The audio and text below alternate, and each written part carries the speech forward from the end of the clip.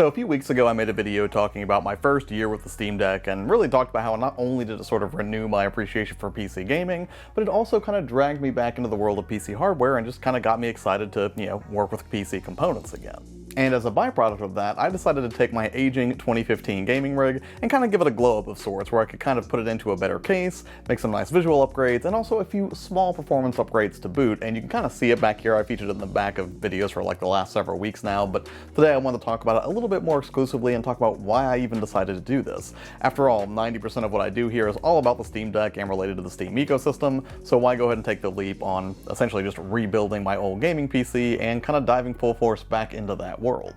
Well, that's what I wanted to talk about in today's video, is why I decided to do this at all, what upgrades and changes I've made to the rig so far, and the performance upgrades that I plan to make in the coming months. But for now, let's just go ahead and get the why out of the way. Now, like I've mentioned many times before, one of the chief reasons that I prefer console gaming to PC, or at least I did until the Steam Deck came along, is that it has as little friction as possible between me just, plopping down on my couch and diving into whatever game I feel like playing. And even though Windows has gotten, just infinitely better over the years, there's still going to be some degree of troubleshooting involved that can, admittedly create some sort of, barriers between me and just jumping right into a game and having a great time.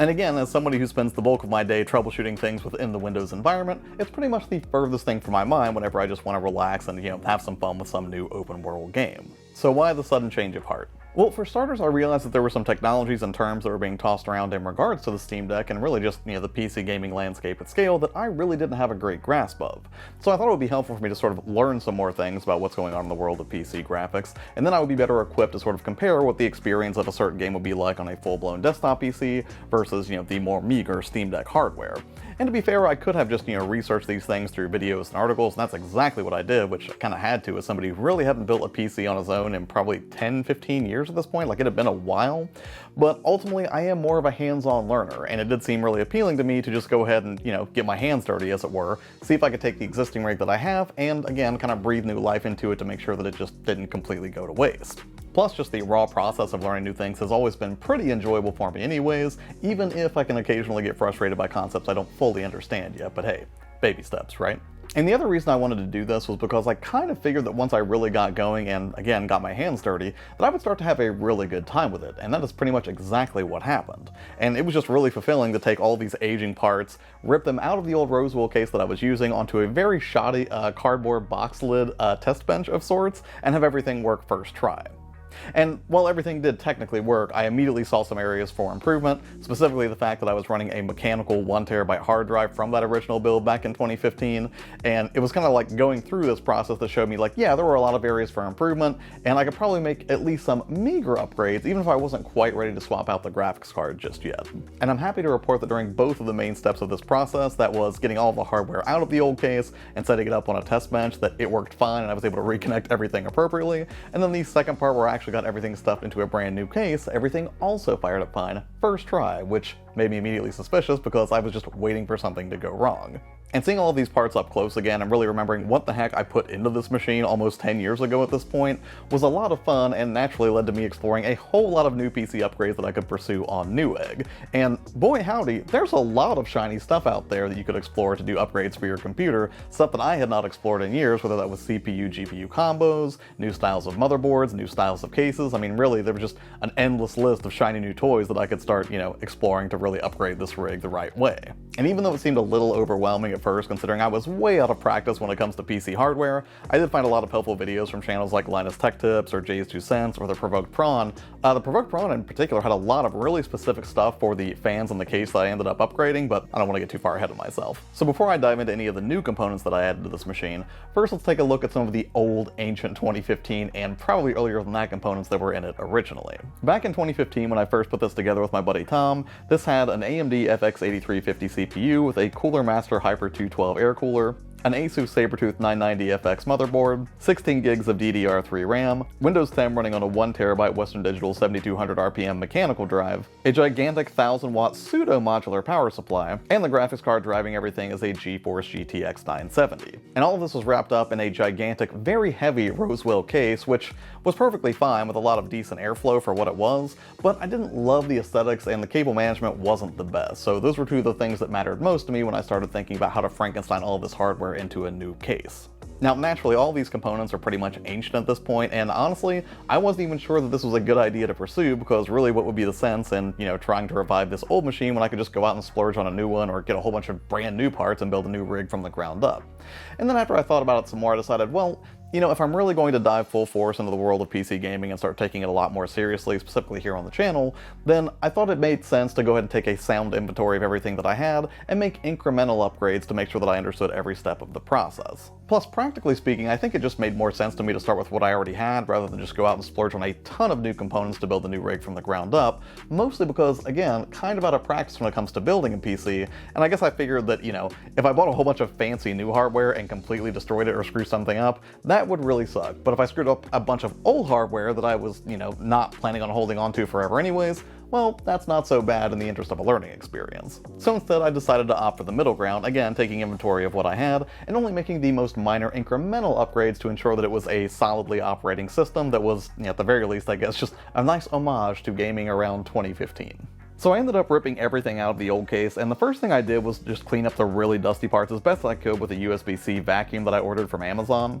And after that, I looked up the original order that I placed for all of the parts to make sure I knew exactly what I was working with, and for good measure, I also looked up the PDF manuals for all of those parts so that I could review their capabilities and compatibilities as best I could. After that, I reassembled everything on that cardboard box lid that I was talking about earlier just to see if it would work again, and if so, how well it would work, figuring this would give me a good idea of what could stay and what needed to go. And the most obvious candidate for upgrade was that aging mechanical hard drive. The machine was super slow, and I figured that'd be a good low-risk place to start with the upgrade. Luckily, when I started this process, the Samsung 2TB 870 SSD was on sale, so I went ahead and ordered that and used Samsung's Magician software to clone the old mechanical drive to the new 2TB SSD, and I was shocked to see that everything worked just fine, because historically, whenever I've cloned a drive that has an operating system, it hasn't always gone smoothly, but kudos to Samsung, because that worked totally great. And at this point, the most obvious upgrade for me to pursue was a case, because I couldn't very well leave the computer just running on a cardboard box lid. Functionally speaking, probably not ideal. So I started looking for a case that would really satisfy the requirements that I had, and those really were threefold. One, it had to be really functional, just with a really smart design, specifically with an eye towards cable management, just because, I do like things to look clean. Two, in the interest of things looking clean, I did want it to be a nice looking case that, wasn't too over the top or gaudy, something that was just, fairly simple but looked alright and, would give a clear view of everything that was inside. And finally, it had to be flexible enough to allow for future upgrades, since I was fairly certain that I would be pursuing upgrades well beyond just, putting everything in a new case and swapping out a hard drive.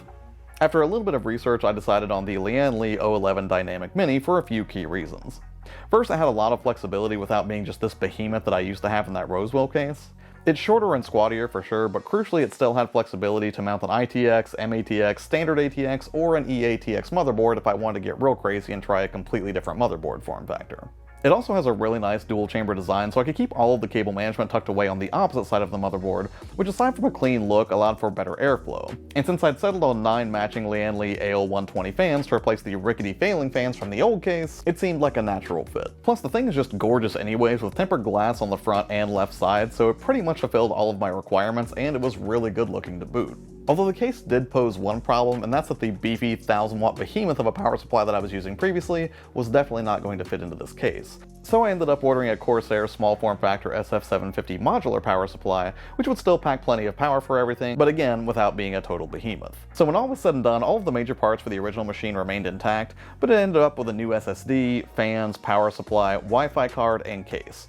And I have to say, after doing some careful cable management and reassembling everything, I think it turned out great. Granted, internally it's still pretty old, but I was surprised at how many of the games I was still able to play pretty competently. Cyberpunk worked surprisingly well, Hogwarts Legacy did not work great, but still, finally getting to use this bonkers wide monitor for something other than an editing timeline was really exciting, and it was just crazy to finally play Days Gone at, I'd say, an acceptable level of quality while feeling just completely enveloped by it on a 49-inch ultra-wide, and honestly, if that's the kind of experience that I can expect from other games, I'm really looking forward to doing even more upgrades with this machine. And on that note, what am I thinking about for the future of this rig, and how does that exactly relate to the Steam Deck and stuff I'm going to be doing here on the channel? Well, for now I'm going to stick with what I have, but in the coming months I will definitely be upgrading the motherboard, RAM, CPU, and GPU. The latter of which I've already secured thanks to my buddy Jakin, who actually was kind enough to offload his hand-me-downs to me with a Ryzen 5700X CPU and a Radeon RX 6700 XT, which are already on deck and ready to be installed as soon as I get that motherboard and RAM ordered. But what's as exciting to me as just, having a beefier gaming rig for my own personal enjoyment is that I also thought it would be a really great opportunity to learn even more about the Steam Deck as I dive more fully into PC gaming. I thought it would create a lot of interesting opportunities for me to just, again, learn more about hardware and how that relates to the Steam Deck, maybe do some comparisons about how games can perform whenever they're played on a legitimate desktop gaming rig versus how well that experience compares in the handheld format. Plus, when it comes to changing certain things on the Steam Deck, I've noticed that there are some utilities out there that you can use to modify your deck, but that they only work under Windows and not on, a Mac, which is what I predominantly use because I'm one of those people. So yeah, long story short, this entire process has been a really fun, really educational journey for me as I dive back into the world of PC hardware, and I went ahead and affiliate linked all of the parts that I use for upgrade below. I think most of these are available on Amazon. If not, I probably linked Newegg. I can't remember off the top of my head now, but yeah, whole thing has been a lot of fun. I'm looking forward to doing even more, but hey, if you're old hat at this, if you're a veteran of building gaming PCs and have any advice for me or any resources you could point me to, I would love to have your feedback because I would take all the help that I can get. As always, thank you so much for your time, and watching videos here on the channel means a lot to me. Take care, and I'll see you on the next one. Bye.